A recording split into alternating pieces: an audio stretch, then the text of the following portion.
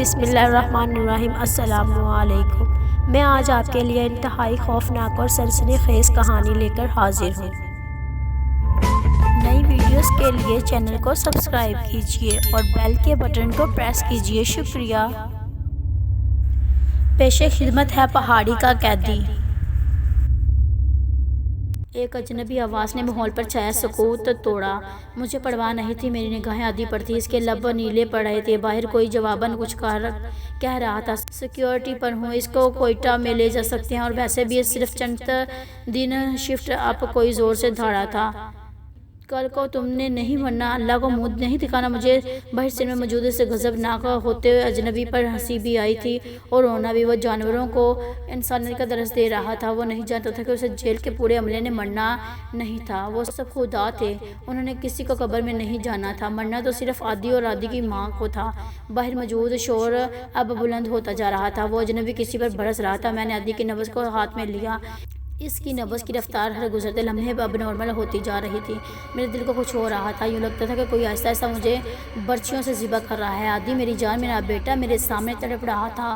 میری اب جیل کے عملے سے امیدیں ختم ہو چکی تھی۔ اس کو پکڑ کر کیوں رکھا ہے؟ وہی اجنبی آواز کسی سے پوچھ رہی تھی۔ عادی ایک دم کھانسنے لگا۔ یہ آخری نشانی تھی، اب بھی اس کو ہلن نہ ملتا تو وہ مر جاتا۔ ایک پولیس افسر میرے متعلق کسی شخص کو کچھ بتا رہا تھا۔ جب عادی کی کھانسی دیکھ کر وہ چونکا۔ اس بچے کو کیا ہوا ہے؟ میں نے سر اٹھا کر پہلی بار اسے دیکھا۔ استھما کا اٹیک ہوا ہے، اس کو دوائی نہیں دے رہے۔ استھما کا اٹیک ہوا ہے، اس کو دوائی نہیں دے رہے۔ میں بھی کسی سے شکایت کر رہی تھی، وہ بھی گلبانہ جیل کا کوئی اور افسر تھا، باقیوں کی طرح بے حس اور خود غرض۔ استھما اٹیک ہوا ہے، وہ یکدم باوردی پولیس افسر کے جس کے کندھے پر تلوار بنی تھی اس کی جانب مڑا۔ یہاں فوراً فرسٹ ایڈ بھجواؤ۔ کدھر ہے جیل کا ڈاکٹر؟ اس بچے کو استھما اٹیک ہے اور تم لوگ آرام سے بیٹھے ہو۔ اس کی بات مکمل ہونے سے پہلے ہی دو اہلکار برق رفتار سے تیزی کی طرح باہر بھاگے۔ کوئی میرے وجود میں نئی روح پھونک رہا تھا۔ میں نے نیم جاں ہوتی امید کو سہارا دیا کہ کس منہ سے جاؤ گے اللہ کے پاس تم لوگ؟ وہ ایک دفعہ پھر شروع ہو گیا تھا۔ انہی دو اہلکاروں کے ساتھ جیل کا ڈاکٹر بھاگا اندر داخل ہوا۔ اس کے ہاتھ میں انہیلر تھا۔ اس نے باری باری عادی کو دوائی کے 4 پف دیے۔ عادی کی بگڑی ہوئی حالت قدرت درست سنبھلی۔ اس کے چہرے کی رنگت واپس آنا شروع ہو گئی۔ آہستہ آہستہ ناخن اور ہونٹوں کی نلاہٹ سرخی میں بدل گئی۔ اس کا تنفس اور نبض دونوں بحال ہو چکے تھے۔ میں نے ایک دکھ بھری نگاہ ڈاکٹر پر ڈالی۔ جب میں چیخ رہی تھی، چلا رہی تھی تو وہ نہیں آیا تھا اور اب اس شخص کے حکم سے فوراً آ گیا تھا۔ پہلی دفعہ میں نے کوٹری میں کھڑے افراد کی جانب دیکھا۔ آدھے تو ان میں جیل کے افسر تھے، ایک کے کندھے پر تلوار بنی تھی، یقیناً وہ آئی جی بلوچستان تھا۔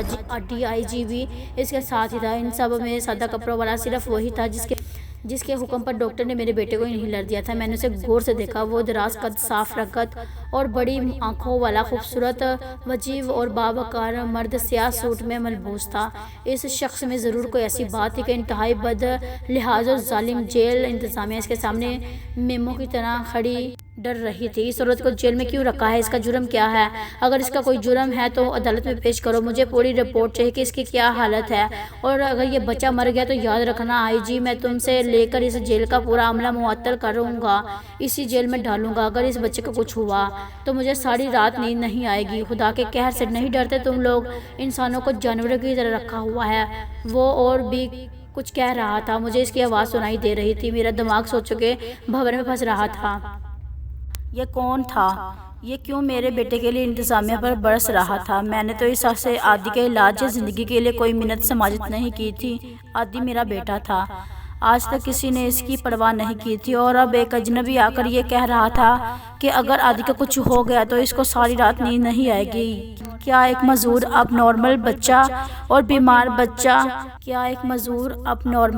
بچہ اتنا اہم تھا کہ اس شخص کو اس کی وجہ سے نیند نہیں آئے گی؟ لوگ تو کہتے تھے عادی مرتا ہے تو مر جائے۔ عادی کی ماں تھی جو ساری زندگی عادی کے لیے لڑائی کر رہی تھی، ساری عمر اسی کوشش میں گزارتی کہ کوئی تو عادی سے محبت کرے، اسے انسان خیال کرے، اور آج ایک انجان شخص جس کو میں نے عادی کی ذہنی حالت کے متعلق کوئی وضاحت نہیں دی تھی، عادی کی پرواہ کر رہا تھا۔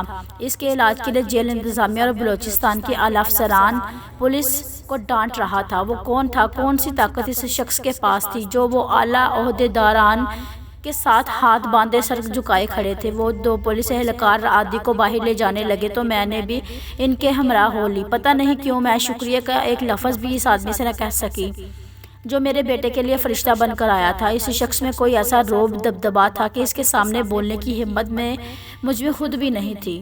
صحن کا ہاتھ عبور کر لینے کے بعد میں نے ایک نظر گردن پھیر کر اس شخص پر ضرور ڈالی تھی۔ وہ ابھی تک ان افسران پر برس رہا تھا۔ ماما، عادی نے میرا ہاتھ پکڑ کر مجھے پکارا۔ اس کے اندر میں خوف تھا۔ میں جانتی تھی کہ وہ جیل کے تجربے سے ڈر گیا ہے، حالانکہ اب پولیس ہمیں چھوڑ چکی تھی اور اس شخص کے کہنے پر عادی کو کوئٹہ کے بہترین ہاسپٹل میں شفٹ بھی کیا جا چکا تھا، مگر پھر بھی عادی سہما ہوا تھا۔ عادی میری جان، گندے لوگ اب نہیں آئیں گے، ہم ڈرو مت، میں نے اس کے گال پر پیار کرتے ہوئے نرمی سے بتایا۔ میں اس کا ڈر بھانپ چکی تھی۔ ماما، اب تو نہیں پکڑیں گے یہ ہم لوگوں کو؟ اس نے معصومیت سے میری جانب دیکھتے ہوئے پوچھا۔ نہیں بیٹا، وہ جو بندہ تھا نا، اب وہ ان کو ہمیں نہیں پکڑنے دے گا، میں نے اسے پیار سے سمجھایا۔ ماما، وہ کون ہے؟ عادی کی آنکھوں کے سامنے یقیناً اس کی تصویر گھوم رہی تھی۔ میں سمجھ گئی، عادی کو یہ چہرے یاد رہتے تھے۔ بس عادی ایک اچھا بندہ تھا۔ اس کے برے بالوں میں انگلیاں پھیرتے ہوئے میں نے اسے ہولے سے کہا، ایک عادل اور انصاف پسند انسان۔ عادل تھا؟ عادی ماما، وہ تو میں ہوں۔ وہ اپنی ہی زبان میں اپنا نام دہرا رہا تھا۔ میں نے مسکرا کر اسے دیکھا، پھر اس کے ماتھے پر آئے بال ہٹائے۔ ہاں عادی، تم؟ یہ کہتے ہوئے میرا دماغ ایک دفعہ پھر جعفر آباد جیل پہنچ گیا تھا۔ ماما، طوطا لینا ہے؟ فٹ پاتھ پر میرے ساتھ چلتے ہوئے عادی نے ایک دم کہا۔ وہ اپنے سے فاصلے پر ایک فال نکالنے والے طوطے کو دیکھ رہا تھا۔ بیٹا، طوطا استما خراب کرتا ہے۔ ہمیشہ کی طرح میں نے اسے سمجھانا چاہا۔ میری بات وہ خاموشی سے سن رہا تھا، مگر اس کی نگاہیں طوطے پر تھی۔ جب ہم فول والے نجومی کو کراس کر کے آگے بڑھ گئے تب بھی وہ مڑ مڑ کر حسرت سے اسے دیکھ رہا تھا۔ اس کے یوں دیکھنے سے مجھے افسوس ہوا تھا، مگر میں کیا کر سکتی تھی؟ عادی کو طوطا لینے سے روک سکتی تھی، طوطا دیکھنے سے تو منع نہیں کر سکتی تھی۔ جب طوطا نگاہوں سے اوجھل ہو گیا تو وہ تھک کر آگے دیکھتے ہوئے قدم اٹھانے لگا۔ وہ بہت چھوٹے چھوٹے قدم اٹھاتا تھا، اس لیے مجھے بھی آہستہ چلنا پڑتا تھا۔ میں نے ایک نظر اس کی پینٹ سے ڈھکی مصنوعی ٹانگ پر ڈالی۔ یہ ٹانگ میں نے 2 برس پہلے ایک خیراتی ادارے سے لگوائی تھی، مگر پتہ نہیں کیوں جب بھی میں عادی کی مصنوعی ٹانگ کو دیکھتی مجھے وہ بھگتی لکڑی کی ٹانگ یاد آ جاتی، جس کی وجہ سے ہمیں جعفر آباد جیل جانا پڑا تھا۔ جعفر آباد جیل سے رہا ہوئے ہمیں کتنے سال ہو گئے تھے؟ میں نے یاد کرنے کی کوشش کی۔ 7 یا پونے 7 برس، مگر ان 7 برسوں میں وہ تنگ اور گھٹن بڑی کوٹری مجھے نہیں بھولی تھی۔ وہ خوفناک رات پر اذیت، گرمی اور عادی کی زندگی کا بدترین استما اٹیک مجھے کچھ بھی نہیں بھولا تھا۔ اس جیل میں ایک رات گزارنے کے بعد میری صرف زندگی بدل چکی تھی۔ اس جیل میں ایک رات گزارنے کے بعد میری نہ صرف نوکری چھوٹی بلکہ جعفر آباد بھی چھوڑنا پڑا۔ جعفر آباد والا مکان چھوڑ کر اسلام آباد آ گئی تھی۔ یہاں ایک پرانی دوست سے مل کر میں نے 2 کمروں کا فلیٹ لیا تھا۔ گزارے لائق ہی صحیح، مگر سر چھپانے کے لیے کافی تھا۔ شمائلہ کی وسعت سے مجھے نوکری اور عادی کو اسکول میں داخلہ مل گیا تھا۔ پچھلے سال شمائلہ کو اس کے شوہر نے قطر بلوا لیا تھا۔ وہ اپنا فلیٹ میرے حوالے کر کر جا چکی تھی۔ زندگی اب بھی ویسی ہی گزر رہی تھی۔ 7 برسوں میں کچھ بھی نہیں بدلا تھا۔ میری زندگی کا محور اب بھی میرا بیٹا عادی ہی تھا۔ عادی کی گروتھ بہت سست رفتاری سے ہو رہی تھی۔ ذہنی طور پر وہ اب بھی اپنے ہم عمر لڑکوں سے بہت پیچھے تھا۔ اسے اب بھی لوگوں کے چہرے یاد ہو جاتے تھے، وہ فقرے بھی دہراتا تھا، اور جب بچے اسے کھیل میں شامل نہیں کرتے تھے تو وہ روتے ہوئے میرے پاس آتا تھا۔ زندگی ویسے ہی تھی جیسی جعفر آباد میں ہوا کرتی تھی، مگر اب وہ بے چینی، اضطراب میرے وجود سے ختم ہو گیا تھا۔ ایک عجیب سا سکون میری ذات کا حصہ بن چکا تھا۔ مجھے احساس ہوا تھا کہ ظلم اور بے انصافی پر کوئی آواز اٹھانے والا نہیں ہے۔ ماما، کھلونا؟ عادی نے کھلونے والی دکان کے سامنے گزرتے ہوئے مچل کر کہا۔ آؤ چلو کچھ لیتے ہیں۔ چونکہ وہ مہینے کے اولین دن تھے اور میرے پاس کافی رقم تھی، اس لیے میں اسے شاپ کے اندر لے آئی۔ کیا لینا ہے؟ ارد گرد رکھے ڈھیروں کھلونوں کو دیکھ کر میں نے سوالیہ انداز میں عادی کی جانب دیکھا۔ اس نے فوراً سامنے رکھا ایک بھالو اٹھا لیا۔ اس کے ہاتھ سے بھالو لے کر میں نے قیمت پوچھی۔ 120 روپے۔ ایک گہری سانس بھر کر میں نے پرس سے رقم نکالی، دکاندار کو تھمائی، بھالو لیا اور ہم دونوں وہاں سے خوشی خوشی باہر آ گئے۔ میں نے نہیں پڑھنا۔ شام کو جب میں عادی کو پڑھانے بیٹھی تو اس نے منہ بسار کر کہا۔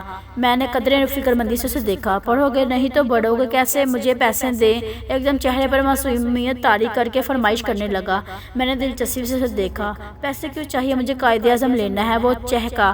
او ہو عادی! میں نے گہری سانس لی۔ قائد اعظم بازار میں تو نہیں ملتے۔ میری بات پر اس نے بھونے سکڑ کر کچھ دیر سوچا، پھر کہاں سے لوں؟ او ہو! میں بظاہر سوچنے لگی۔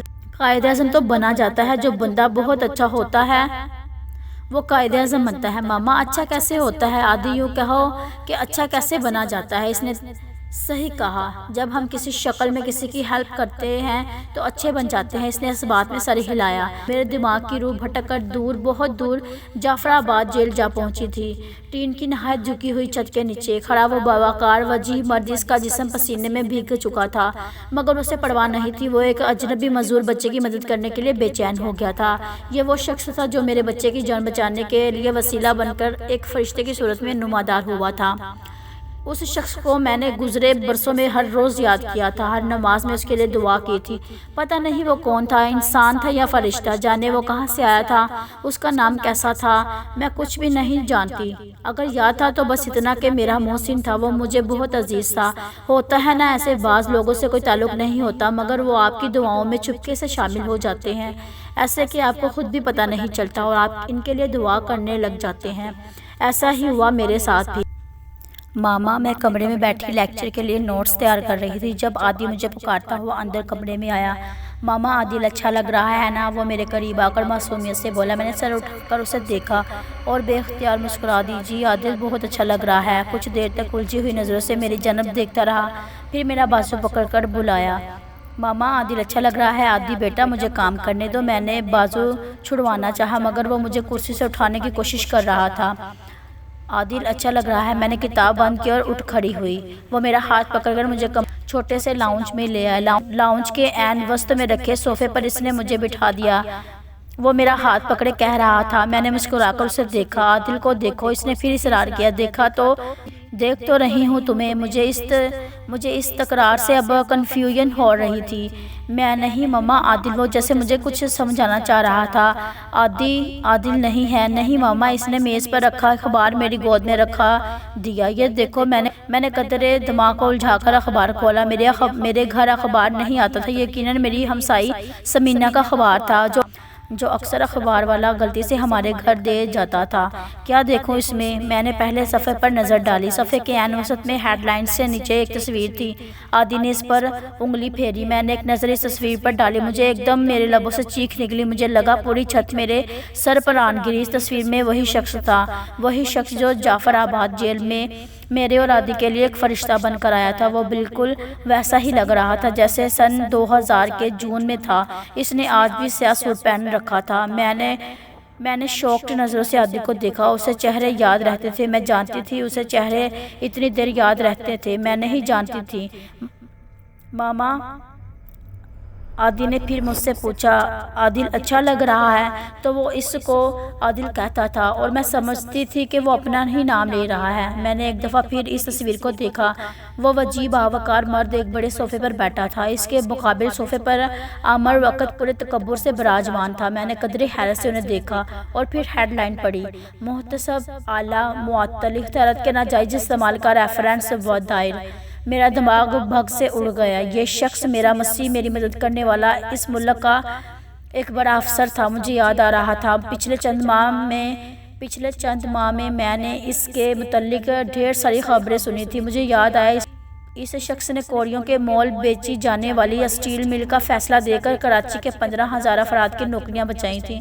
اس نے بسنت پر پابندی لگا کر سینکڑوں بچوں کی جانیں بچائی تھیں۔ مجھے میری ایک ساتھی ٹیچر نے بتایا تھا کہ جب بسنت کے بارے میں بادشاہ نے اس پر پابندی کے جواب میں نیا آرڈیننس پیش کیا تھا تو اس قاضی نے وقت کے لحاظ سے اس پر مقدمہ کیا۔ اس قاضی وقت نے وہ آرڈیننس والا کاغذ اٹھا کر الچی کے منہ پر مارا تھا۔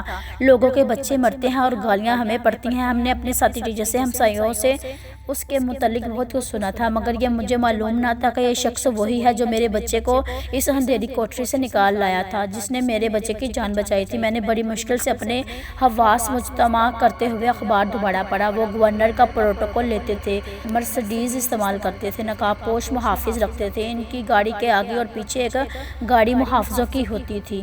انہوں نے اپنے سفر کے لیے حکومت کے لیے ہیلی کاپٹرز کے استعمال بھی کیے تھے۔ میں نے بے حد حیرت سے اس خبر کو پڑھا۔ مجھے یاد آیا ٹھیک 2 ماہ پہلے عادل کا انہیلر ختم ہونے کے باعث میں رات کو کیمسٹ سے دوائی لینے گئی تھی۔ واپسی پر میں نے وزیر اعظم کی سواری دیکھی تھی۔ وہ منظر میرے ذہن پر نقش ہو گیا تھا۔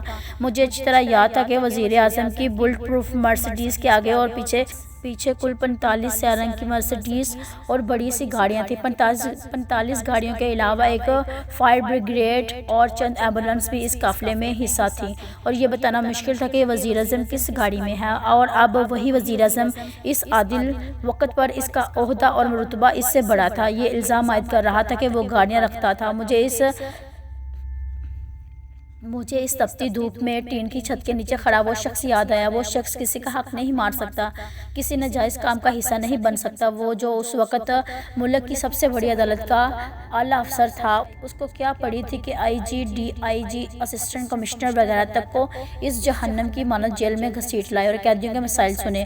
وہ ایک آرام سے گھر بیٹھ کر تنخواہ کھاتا رہتا۔ اس کا کیا جاتا تھا اگر ہزاروں عادی انہیلر نہ ملنے کے باعث جعفر آباد اور مجھ جیسے جیل جیسی دوزخوں میں مر جائیں تو کیا فرق پڑتا ہے؟ مگر وہ شخص خوف خدا رکھتا تھا۔ اسے معلوم تھا کہ اسے روزے محشر اللہ کو حساب دینا ہے، اللہ کے آگے سرخرو ہونا ہے۔